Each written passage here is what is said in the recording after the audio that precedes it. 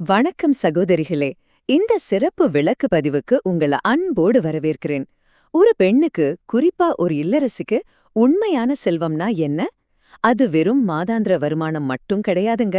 அது அவளோட தன்னம்பிக்கை, சுயமரியாதை, அப்புறம் அவளுக்கான ஒரு தனி அடையாளம்.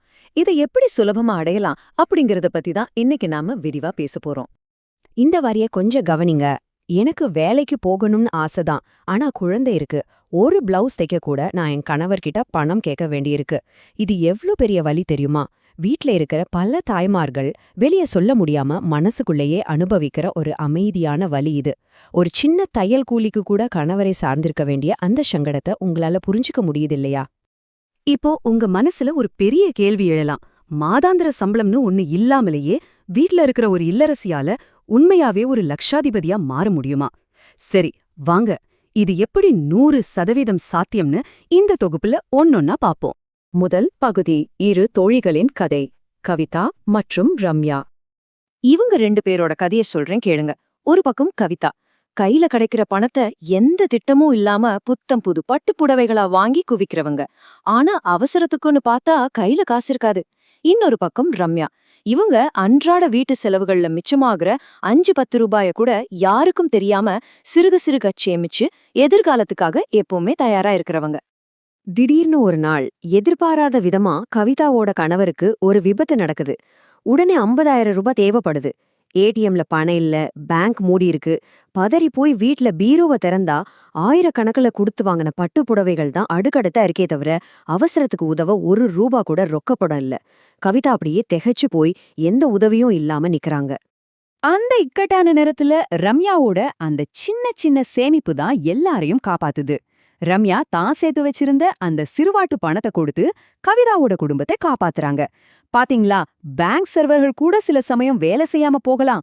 ஆனா ஒரு இல்லத்தரசியோட அன்பு கலந்த சேமிப்பு எப்பவுமே நம்மை கைவிடாது. இது நிஜமாவே ஒரு லைஃப் இன்சூரன்ஸ் மாதிரி செயல்படுது. ரகசியம் 1, சில்லறை மேஜிக், அதாவது மண்ணுண்டியல் சேமிப்பு. இது ரொம்ப சிம்பிள்ங்க. முதல்ல ஒரு மண்ணுண்டியலை வாங்குங்க. ஏன் மண்ணுண்டியல் தெரியுமா? அப்போதான் பணத்தை ஈஸியா வெளியே எடுக்க முடியாது. அப்புறம் காய்கறி வாங்கும்போது மிச்சமாகிற சில்லறைகளை அஞ்சரை பெட்டியிலயோ அரிசி பானையிலயோ போடாம நேரா அந்த உண்டியல போடுறத ஒரு வழக்கமா வச்சுக்கோங்க. ஒரு 6 மாசமோ 1 வருஷமோ கழிச்சு அதை உடைச்சு பாருங்க. அதுல 2000 3000 ரூபாய் வரைக்கும் சேர்ந்திருக்கும். அப்போ உங்களுக்கு கிடைக்கிற அந்த பெருமை இருக்கே, அதுக்கு ஈடே கிடையாது. அடுத்ததா ரகசியம் 2, கைமேல் காசு மேஜிக். நினைச்சு பாருங்க, நடு ராத்திரியில திடீர்னு குழந்தைக்கு உடம்பு சரியில்லை, ஆஸ்பத்திரிக்கு ஓடணும், கூகுள் பே வேலை செய்யல, இல்ல பேங்க் சர்வர் டவுன். அந்த பதற்றமான நேரத்துல நீங்க ஒரு பழைய டைரிக்குள்ளயோ துணிக்கு இடையிலையோ யாருக்கும் தெரியாம ஒளிச்சு வச்சிருந்த அந்த 2000மோ 5000மோ எவ்ளோ பெரிய உதவியா இருக்கும். பதறி போய் நிக்கிற கணவர்கிட்ட அந்த படத்தை எடுத்து கொடுக்கும்போது அவர் கண்ணுல உங்களுக்கு கிடைக்கிற அந்த மரியாதை இருக்கு பாருங்க, அதுதான் உண்மையான கித்து. இப்போ 3வது ரகசியம், ஆசையா இல்ல தேவையா? இந்த 5 நிமிட விதிய பத்தி நீங்க கேள்விப்பட்டிருக்கீங்களா? கடையில ஒரு பளபளப்பான புடவையோ கம்மலோ உங்களை கவரும்போது அது அப்படியே கையில எடுத்து வச்சுக்கிட்டு ஒரு 5 நிமிஷம் மட்டும் பொறுமையா இருங்க.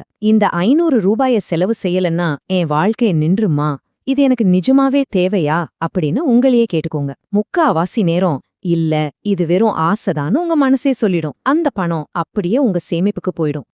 அடுத்து ரகசியம் 4, உங்களுக்கான ஒரு அடையாளம், அதாவது உங்க பேரில் முதலீடு.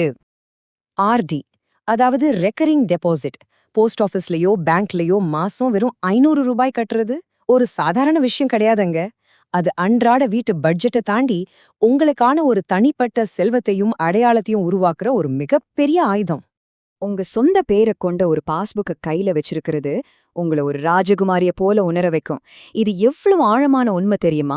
மத்தவங்களுக்காகவே வாழ்ற ஒரு இல்லரசிய தனக்கென ஒரு சேமிப்போட தலை நிமிர்ந்து நிக்க வைக்கிறது உங்க பேர் அச்சிடப்பட்ட அந்த ஒரு சின்ன பாஸ்புக் தான். கடைசியா ரகசியம் 5, தினசரி பட்ஜெட், அதாவது கணக்கு எழுதுற பழக்கம்.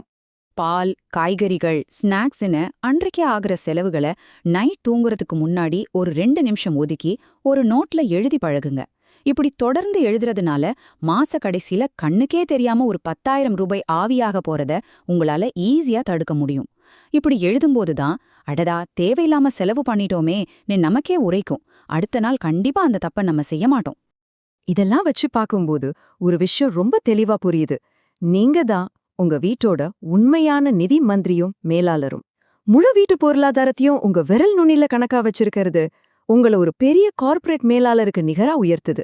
நீங்க சாதாரண பொண்ணு இல்லைங்க, இந்த வீட்டின் ஆணிவேர். நிதி சுதந்திரத்துக்கான அந்த 5 சேமிப்பு ரகசியங்கள். இந்த தொகுப்பு முடிக்கிறப்போ ஒரு சின்ன ரீகேப் பாத்திரலாம். 1. மண் உண்டியல்ல சில்லறை சேமிப்பு. 2. பீரோல அவசரகால ரொக்கப் பணம். 3. அந்த 5 நிமிட விதி. 4. உங்க பேரிலான ஒரு ஆர்டி. 5. தினசரி செலவுகளை எழுதுற பழக்கம். இந்த 5 சின்ன சின்ன பழக்கங்கள் தான் உங்க சேமிப்ப ஒரு பெரிய நிதி பாதுகாப்பாவும் உங்க சுய மரியாதையாவும் மாத்துது. இப்போ உங்ககிட்ட ஒரு முக்கியமான கேள்வியோட நான் இதை நிறைவு செய்றேன். உங்க சேமிப்பு பயணத்தை இப்பவே தொடங்க போறீங்களா? அன்பான சகோதரிகளே, உங்களுக்கான நிதி சுதந்திரத்தை இன்னிக்கே உறுதியெடுங்க. இப்போதே சேமிக்க தொடங்குங்க. உங்களுக்கான ஒரு தனி அடையாளத்தை உருவாக்குங்க.